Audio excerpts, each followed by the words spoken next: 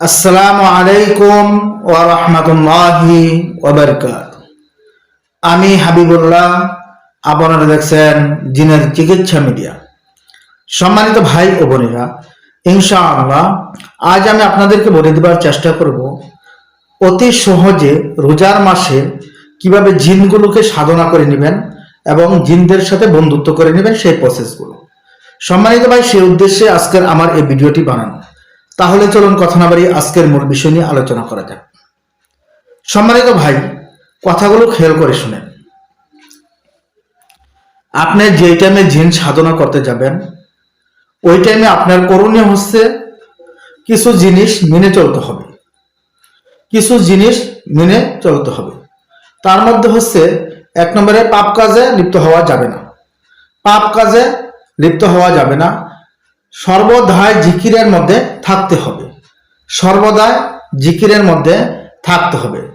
তারপরেই না আপনি কোনো জিনদের সাথে বন্ধুত্ব করতে পারবেন।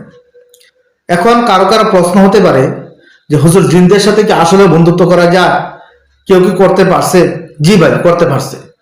এখন আপনার প্রশ্ন, যে অনেকে তো বলে যে এগুলো সম্ভব না। আমি বলবো যে ওই ভাইয়েরা আসলে অনেক বড় মাপের, এই জন্য বলতেছে যে সম্ভব না। আপনাকে একটা উদাহরণ দিয়ে সহজে বুঝে যাবেন যে পিঁপড়া আর উটের সম্পর্ক কিন্তু অনেক আকাশ পাতাল। একটা পিঁপড়া কিন্তু ছোট, একটা উট কিন্তু অনেক বড়। যে সমস্ত ভাইয়েরা বলতেছে যে জিন সাধনা করা যাবে, ওই ভাইয়েরা হচ্ছে পিঁপড়ার মতো।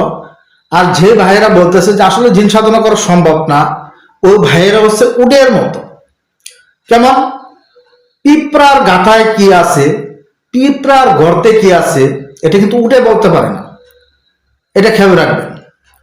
পিঁপড়া কিন্তু ইচ্ছা করে আস্তে আস্তে আস্তে আস্তে উটের মাথায় কি আছে এটা বলে ফেলতে পারে। তাই ছোটকে কখনো ছোট করে দেখতে নাই। ছোটকে কখনো ছোট করে দেখতে নাই। জিন সাধনা করা যায়, কিন্তু আপনি মন চাইলে যে জিন সাধনা করে ফেলতে পারবেন এরকম না।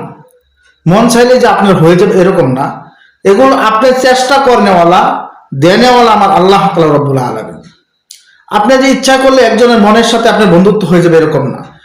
সাধারণ মানুষের মধ্যে যে আপনার মন চাইলে যে ওনার সাথে আমি বন্ধুত্ব করে ফেলবো এরকম না। যদি মুখে মুখেও বলে যে হ্যাঁ তোমার সাথে তো আমার মহব্বত, অনেক বন্ধুত্ব, কিন্তু অন্তর থেকে যদি মিল না হয় প্রকৃত বন্ধুত্ব হয় না।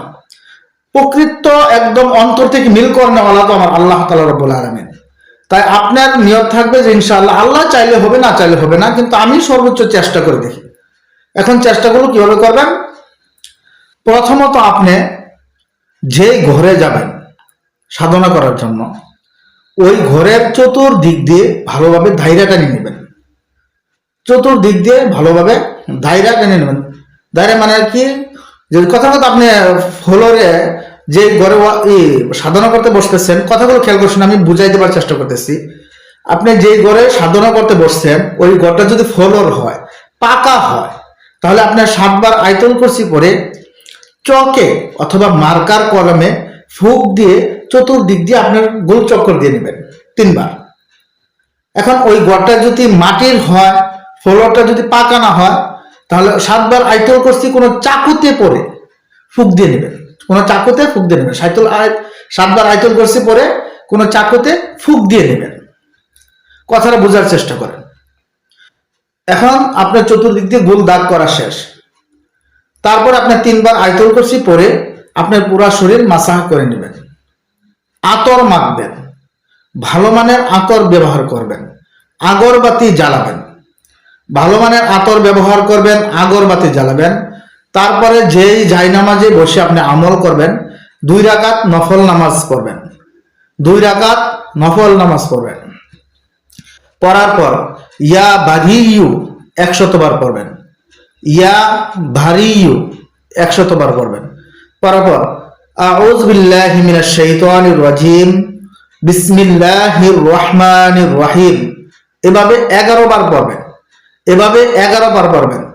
আউযু বিল্লাহি মিনাশ শাইতানির রাজিম বিসমিল্লাহির রহমানির রহিম 11 বার পড়বেন। পড়ার পর দুরূদ শরীফ পড়বেন 101 বার। দুরূদ শরীফ পড়বেন 101 বার। তারপর পড়বেন ইস্তেগফার। তারপর পড়বেন ইস্তেগফার।